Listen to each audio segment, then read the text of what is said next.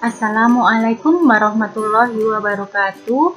Selamat pagi anak-anakku semuanya kelas 5. Semoga hari ini anak-anak dalam keadaan sehat dan tentunya selalu bersemangat untuk belajar.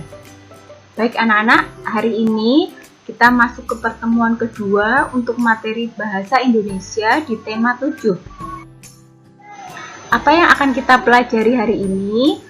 Hari ini kita akan belajar kembali mengumpulkan informasi teks narasi sejarah melalui aspek 5W plus 1H. Kemudian kita juga akan memahami dan menemukan kata baku dan tidak baku. Nah, di sini Ibu punya sebuah teks narasi sejarah. Ibu bacakan paragraf pertama. Perundingan Linggarjati. Walaupun sudah memproklamasikan kemerdekaan Indonesia, perjuangan para pahlawan tidak berhenti di situ saja. Banyak cara yang dilakukan para pahlawan untuk mempertahankan kemerdekaan Indonesia. Salah satu cara yang dilakukan adalah melalui perjuangan diplomasi atau perundingan. Pada 10 November 1946, di daerah Linggarjati, Cirebon, Jawa Barat, diadakan suatu perundingan yang dikenal dengan nama Perundingan Linggarjati. Wakil dari Indonesia dalam perundingan tersebut adalah Sultan Syahrir. Sementara itu, wakil dari Belanda dipimpin oleh Van Mook. Nah, anak-anak nanti yang paragraf ketiga bisa anak-anak cermati kembali. Nah, dari teks narasi berikut, kita bisa menyimpulkan atau mencari informasi pentingnya. Cermati teks di samping, kemudian tuangkan dalam peta pikiran. Nah, ini adalah contoh peta pikiran. Hasil dari peta pikiran ini nanti berupa informasi penting. Yang pertama, judul. Judul teksnya apa? Jelas sekali, Perundingan Linggarjati. Kemudian, siapa saja tokoh yang terlibat? Ini sudah masuk aspek 5W1H ya, siapa tokoh yang terlibat? Tadi ada Van Mook dan Sultan Syahrir. Nah, kapan waktu perundingan? Ini pada 10 November. Di mana tempatnya? Ada di Cirebon, Jawa Barat. Tujuannya apa? Kemudian apa hasilnya? Anak-anak nanti bisa juga mencarinya di teks. Nah, mudah kan? Hasil jawaban dari pertanyaan 5W1H ini yang sudah kita bahas tadi merupakan informasi penting dari teks narasi ini. Lanjut. Nah, kita masuk ke materi kata baku dan tidak baku. Kata baku merupakan kata yang digunakan sesuai dengan aturan atau kaidah berbahasa Indonesia yang sudah ditentukan sebelumnya. Jadi kata baku itu kata yang sesuai aturan. Kemudian, pengertian kata baku juga merupakan kata yang penggunaannya sudah sesuai dengan ejaan dan aturan pedoman bahasa Indonesia yang baik dan benar, yang bersumber pada Kamus Besar Bahasa Indonesia. Nah, selain itu, penggunaan kata baku dapat dilihat dari penggunaannya yang sudah sesuai EYD. Penggunaan kata baku ini biasanya digunakan untuk pengungkapan bahasa yang sifatnya resmi dalam bentuk surat maupun naskah pidato. Ini tentang kata baku. Lanjut, kata tidak baku adalah kebalikannya ya. Kata tidak baku merupakan kebalikan dari kata baku, yakni penggunaannya tidak sesuai aturan bahasa Indonesia yang sudah ditentukan. Nah, ketidakbakuan sebuah bahasa tidak hanya ditentukan dengan penulisan yang tidak sesuai, tetapi bisa terjadi karena salah penulisan, pengucapan maupun susunan kalimat yang tidak sesuai. Kalimat tidak baku lebih sering digunakan dalam percakapan sehari-hari karena terkesan lebih santai dan tidak kaku.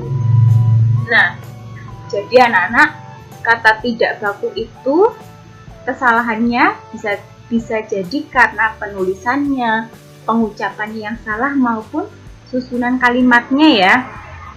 Nah, poin pentingnya, kalimat tidak baku atau kata tidak baku biasanya digunakan dalam percakapan sehari-hari atau percakapan yang sifatnya santai. Nah, selanjutnya ciri kata baku dan tidak baku. Yang pertama, ini kata baku, kolom sebelahnya kata tidak baku. Tidak dipengaruhi bahasa daerah tertentu. Ini kalau baku ya. Tidak juga dipengaruhi bahasa asing. Kemudian bukan bahasa percakapan. Yang keempat, pemakaian imbuhan pada kata bersifat eksplisit. Kemudian pemakaian kata sesuai dengan konteks kalimat. Kata baku bukan kata yang rancu atau menimbulkan makna ganda. Sedangkan kata tidak baku umumnya digunakan dalam bahasa sehari-hari. Kemudian bisa dipengaruhi bahasa daerah ataupun bahasa asing tertentu. Kemudian dipengaruhi dengan perkembangan zaman. Yang keempat, sifatnya atau bentuknya dapat berubah-ubah. Kemudian yang terakhir memiliki arti yang sama meski terlihat beda dengan bahasa baku. Contoh, kata baku dari antri. Ini antri, ini penulisannya sudah baku ya, penulisannya antre pakai E. Sedangkan kalau anak-anak menulisnya antri, maka tulisan anak-anak itu termasuk tidak baku. Kalau pakai I, bakunya menggunakan E.